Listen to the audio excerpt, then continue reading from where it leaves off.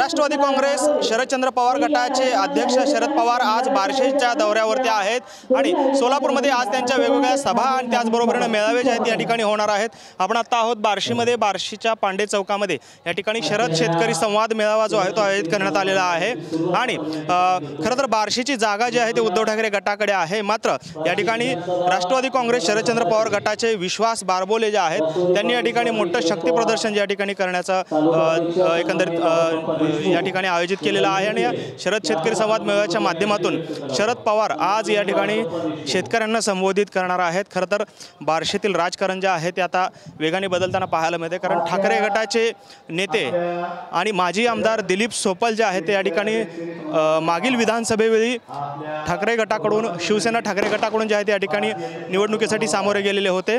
मात्र आता या ठिकाणी ही जागा जी आहे ती कोणाच्या वाट्याला जाणार याकडे देखील आता प्रश्नचिन्ह उपस्थित झालेलं आहे, कारण शरदचंद्र पवार गटाच्या वतीने या ठिकाणी जंगी शक्ती प्रदर्शन जे आहे ते या ठिकाणी करण्यात येते आणि शरदचंद्र पवार गटाचे नेते विश्वास बारबोले यांचे बॅनर्स देखील या ठिकाणी लावलेले आपल्याला पाहायला मिळतात। भावी आमदार अशा आशयाचे बॅनर्स जे आहेत त्या ठिकाणी लावलेले आहेत, त्यामुळे राजकारणामध्ये सोलापूर जिल्ह्याच्या राजकारणात मोठी खळबळ होण्याची शक्यता नाकारता येत नाही, कारण ठाकरे आणि शिवसेना ठाकरे गट आणि राष्ट्रवादी शरदचंद्र पवार गट यांच्यामध्ये आता उमेदवारीवरून रस्सीखेच होण्याची शक्यता या ठिकाणी नाकारता येत नाही। त्याचबरोबरीनं आज शरद पवार नेमका या मेळाव्यामध्ये काय संबोधित करतात आणि कशा पद्धतीनं या मेळाव्यामध्ये शेतकऱ्यांना भावी उमेदवार जो आहे तो जाहीर करतात का हे देखील पाहणं महत्त्वाचं ठरणार आहे। खरं तर आज ठाकरे गटाचे ओमराजे निंबाळकर त्याचबरोबरीनं शरदचंद्र पवार गटाचे धैर्यशील मोहिते पाटील यांचा सत्कार देखील या मेळाव्यामध्ये आयोजित करण्यात आलेला, त्यामुळे मेळाव्यामध्ये शरदचंद्र पवार काय नक्की बोलणार याकडे सर्वांचं लक्ष लागले आपल्याला पाहायला मिळते।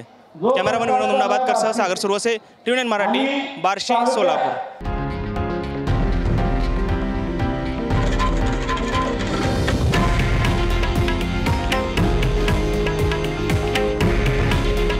हे आहे देशातील नंबर 1 न्यूज नेटवर्क आणि आपण पाहत आहात TV9 मराठी। काळजी तुमची, हित महाराष्ट्राचं।